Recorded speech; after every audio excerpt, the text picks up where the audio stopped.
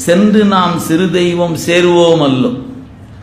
நேற்று வரைக்கும் நான் போயிருக்கலாம், இனிமேல் சிறு தெய்வத்தை போய் கும்பிட்ற வேலை எனக்கு இல்லை.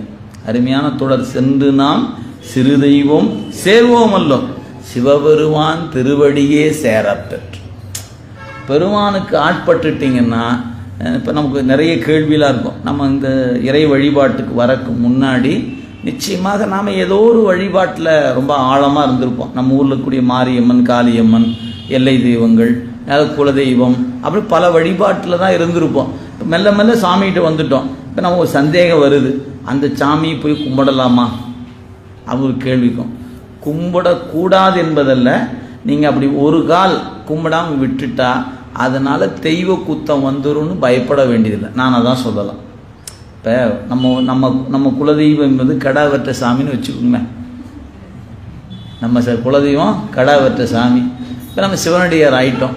இப்போ இந்த கடா வெற்ற சாமி போய் பார்க்கலாமா வேண்டாமா அதுவும் சந்தேகம் வருது. ஜோசிங்கீது பார்த்துன்னு வச்சுங்களேன், நீ குலதெய்வம் கும்பிடாதனால தான் உனக்கு துன்பம் வருதுன்னு பாரு. இப்போ என்னடா பண்ணுறதுன்னு தெரியலையே, குலதெய்வத்தை கும்பிட்றன்னு சொன்னால் தான் போன் ஜோசி சொல்கிறாரு அப்படின்னு.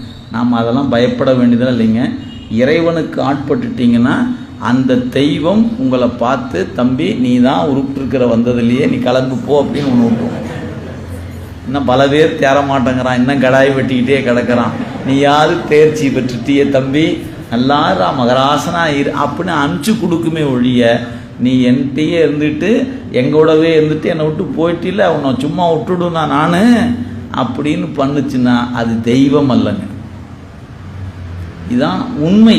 இது நீங்கள் நூல்களை படிச்சிங்கன்னா தான் இந்த உண்மை புலப்படும்.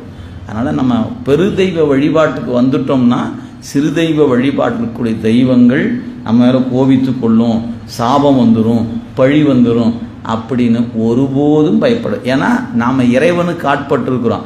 அந்த தெய்வங்களே இறைவனுக்கு ஆட்பட்ட தெய்வங்கள் தான் அவையெல்லாம்.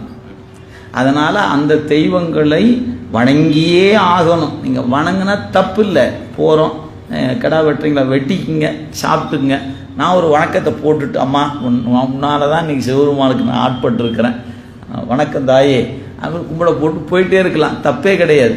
ஆனால் இப்போ நாங்கள் போய் இவர்கிட்ட கேட்குற மாதிரி எல்லாத்தையுமே அவங்கேயும் போய் அந்த தெய்வத்தையும் போய் எனக்கு எப்படியா தயவு செய்து ஒரு கருவுக்குள்ளே போகாமல் என்னை காப்பாற்றி கொடுத்துடுமான்னு சொன்னீங்கன்னா, தம்பி பெரிய ஆள்கிட்ட கேட்கறதெல்லாம் எங்கிட்ட கேட்டுட்டு இருக்கிறியே, தயவு செய்து நீ அங்கேயே கேளுப்பா, இதை ஏன் எங்கிட்ட கேட்டுட்டு இருக்கிற, நீ சிவருமான்கிட்ட போய் கேளு அப்படி நம்ம என்ன பண்ணுவது. அங்கே தான் நமக்கு அறிவை மடைமாற்றம் செய்து கொடுக்குமே ஒழிய அங்கே தான் கேட்கணுங்கிறதுலாம் நிச்சயமாக. ஏன்னா ஆட்படுகிற வரை தான். ஆட்பட்டாச்சுன்னா பெருமானுக்கு ஆட்பட்ட பிறகு இன்னொரு தெய்வத்திட்ட போய் ஒரு விண்ணப்பத்தை வைக்கணுமா அப்படின்னு கேட்டால் நிச்சயமாக இல்லை. அதை 12 திருமுறைகளும் அதை எந்த இடத்துலையும் வலியுறுத்தணும். கேட்கணும்னா ஒரு இடம் தான், அது நான் யாருக்கு ஆட்பட்டு இருக்கிறேனோ அவரிடத்துல தான் கேட்கணும். பார்க்குற சாமிகிட்டலாம் கேட்டு வைக்கிறது, எந்த சாமியாவது ஒன்று இறங்கி வராதா என்ன அப்படின்னு வேண்டுவது அல்லங்க சிவனடியார் என்பது. எனக்கு பெருமான் கொடுத்தா கொடுக்கட்டும், அவர் கொடுக்காதது எனக்கு தேவையில்லை. அதான் எதா இருந்தால் எனக்கு என்னையா, எனக்கு தேவையில்லை, என் சாமி கொடுக்காது எனக்கு தேவையில்லை என்கிற நெஞ்சு உரம், அந்த வலிமை சிவனடியாருக்கு இன்றியமையாதது. அந்த வலிமை இல்லாதவர்கள் சிவனடியாராக இருக்க முடியாது.